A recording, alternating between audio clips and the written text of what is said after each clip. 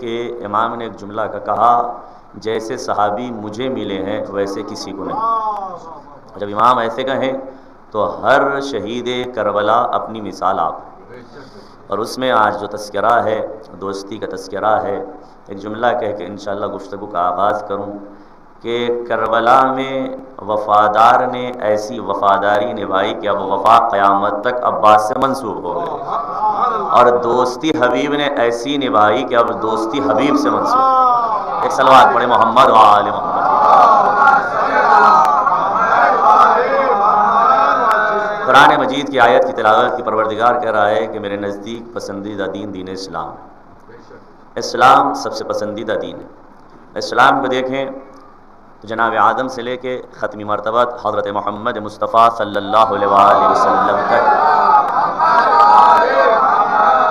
جو پیغام جناب آدم لے کے آئے تھے وحدانیت پروردگار کا. جناب آدم جو پیغام لے کے آئے ہیں وحدانیت کے ساتھ خود رسول بھی ہے، رسالت کا پیغام اور پھر ولایت کا پیغام. اس لے کے آئے تو یہ تین چیزیں کبھی بھی تبدیل نہیں ہوئی.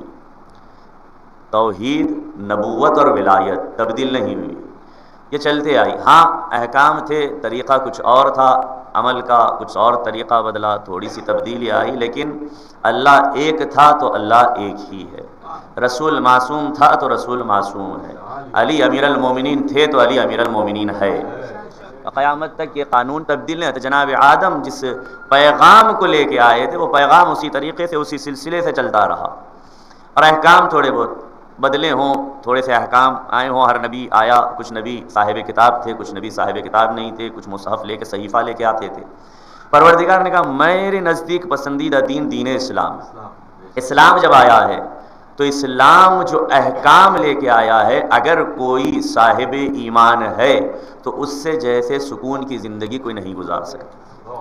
اگر اسلام کو مانے، اسلام دو طرح کا، ہمارا اسلام نہیں، پیغمبر کا بتایا ہوا اسلام. تو پیغمبر جس شریعت کو لے کے آئے، اسلام نے کسی گوشے کو خالی نہیں چھوڑا ہے. اسلام نے زندگی یہ بشر کے ہر گوشے کا احاطہ کیا ہے. اور کربلا میں رشتوں کی اہمیت بھی بتائی گئی. کربلا جیسے کہتا ہوں اکثر کہ کربلا صرف گریا کا نام نہیں ہے. کربلا ماتم کیا ہے؟ کہا ماتم ظالم کے خلاف احتجاج ہے کہ مظلوم ہی ہے، مظلوم کا حمایت کر رہے ہیں. آنسو ہے، آنسو کی اہمیت ہے. روایات ہے کہ جناب آدم سے لے کے ختمی مرتبہ تک آنسو لے کے جائیں گے عزادار کے. ان آنسوؤں کی قیمت کیا ہے؟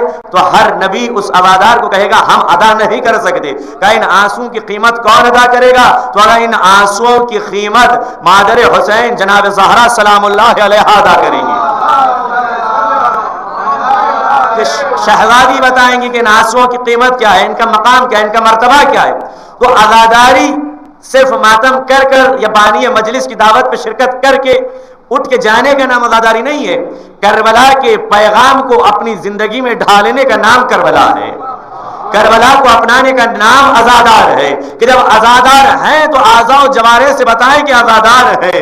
جب مظلوم کے حمایتی ہیں تو اپنے اعضاء و جوارح سے بتائیں کہ مظلوم کے حمایتی ہے. ایک مثال دیتے ہوئے آگے بڑھیں. ایک صلوات پڑھیں محمد و آل محمد.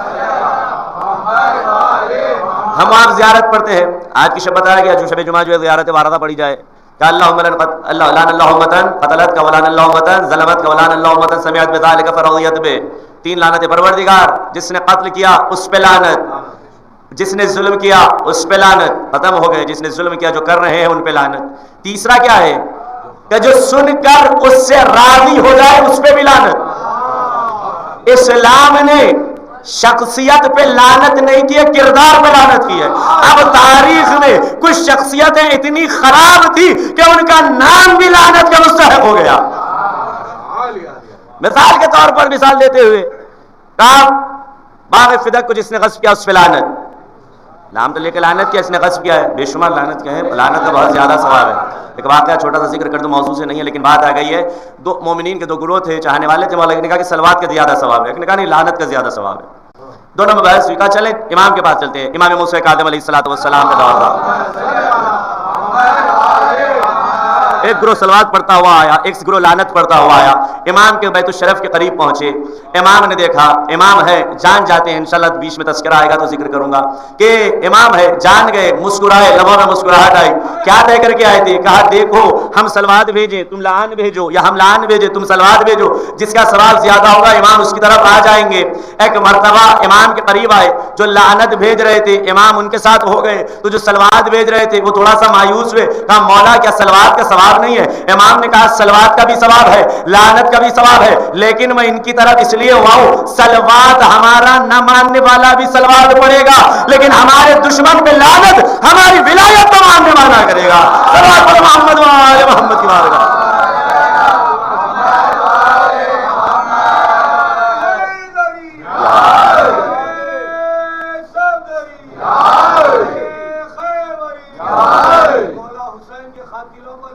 بے شمار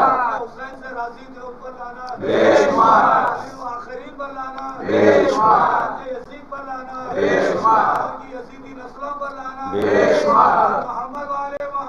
شمار